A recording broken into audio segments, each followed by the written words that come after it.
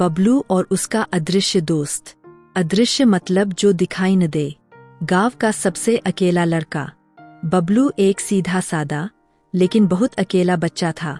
गांव संतपुर में उसका कोई दोस्त नहीं था क्योंकि वह थोड़ा शर्मीला था। स्कूल में भी वो सबसे चुपचाप बैठा रहता और खेल के समय पेड़ों के नीचे बैठा आसमान को देखता रहता।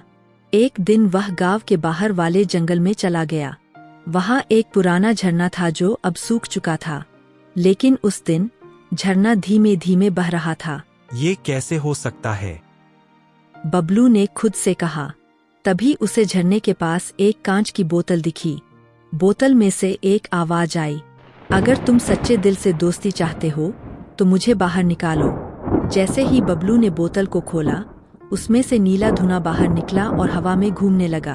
और अचानक एक आवाज आई, धन्यवाद बबलू, मैं हूँ झपाक, तुम्हारा नया अदृश्य दोस्त। बबलू डर गया। कौन? कहाँ हो तुम? मैं तुम्हारे सामने ही हूँ, लेकिन तुम मुझे देख नहीं सकते। मैं केवल तुम्हारे अच्छे कर्मों और सच्चाई से दिखूंगा। बबलू को अब थोड़ा मजा आने लगा। अब उसके पास कोई था जिससे वह बातें कर सकता था, खेल सकता था और अपनी बातें बांट सकता था। धीरे धीरे गांव में अजीब अजीब घटनाएं होने लगीं। किसी का खाना गायब, किसी के खिलौने हवा में उड़ते हुए दिखते और कभी कभी किसी के कान में कोई अजीब आवाजें आती। गांव वाले डरने लगे। वे बोले, जरूर कोई भूत है, जंगल से आया है। बबलू समझ गया कि ये सब झपाक कर रहा है। उसने पूछा, तुमने ऐसा क्यों किया? झपाक बोला, मैं सिर्फ खेल रहा था, लेकिन मुझे नहीं पता था कि इंसान इतने डर जाते हैं। लेकिन एक रात झपाक ने बबलू को एक रहस्य बताया। मैं असली में एक लड़का ही था जिसका नाम अर्जुन था। मुझे 100 साल पहले इसी झरने में बंद कर दिया गया था, क्योंकि सभी लोगों को लगा कि मैंने रामू काका की गाय को झरने में गिरा दिया, जबकि किसी ने केले का छिकल वहां फेंक दिया था, जिससे फिसलकर उनकी गाय गिर गई और मर गई, और सभी ने मुझे गलत समझा। लेकिन मैं बुरा नहीं था। बबलू चौंक गया। तो तुम सच में इंसान थे?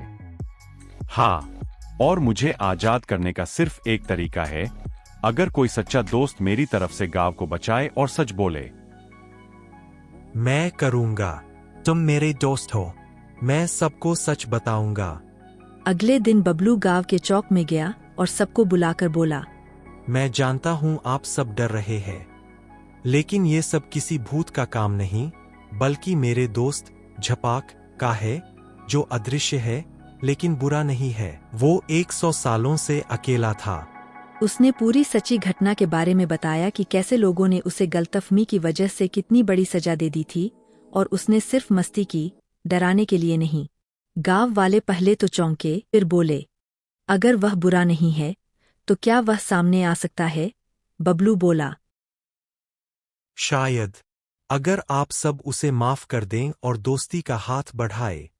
गांव वालों ने एक साथ कहा, हम उससे माफी मांगते हैं और उससे दोस्ती करना चाहते हैं।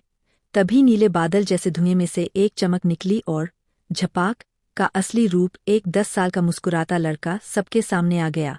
सब हैरान रह गए, लेकिन खुश भी हुए। झपाक अब इंसान बन चुका था। अब बबलू अकेला नहीं था। उसका सबसे अच्छा दोस्त झपाक था और गांव के सारे बच्चे उसके साथ खेलने लगे। झरना फिर से बहने लगा, मानो खुश हो गया हो। गांव ने सीखा कि कभी कभी जो चीजें डरावनी लगती है, वो सिर्फ समझने की जरूरत होती है।